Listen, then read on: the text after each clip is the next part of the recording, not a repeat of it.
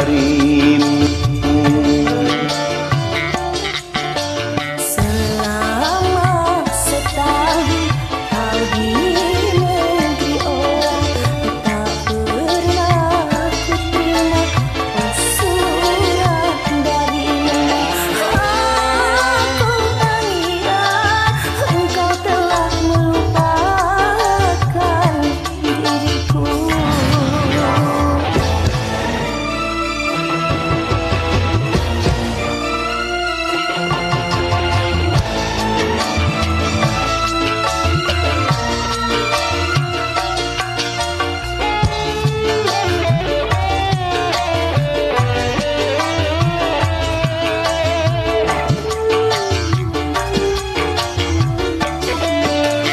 Dulu kau berjanji untuk menantiku, tapi mengapakah tiada kau tepati?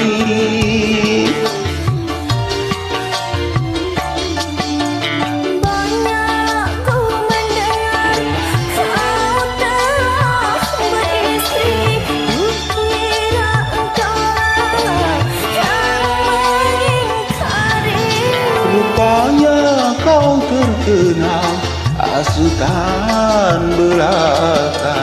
Maaf kalau sayang, semua salahku, terlalu percaya pada orang lain.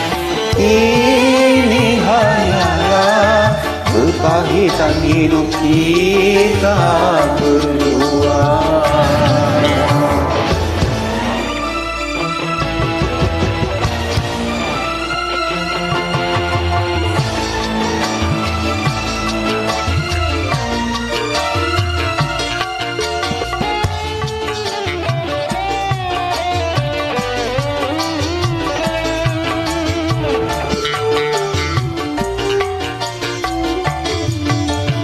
Dulu kau berjanji untuk menantiku, tapi mengapakah tiada kau tepati?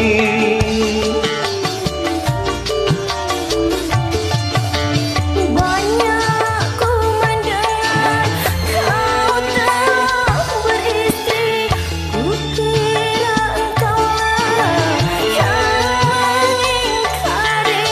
Rupanya kau terkena hasutan belaka. Maaf kalau sayang, semua salahku, terlalu percaya pada orang lain. Ini hanyalah kepahitan hidup kita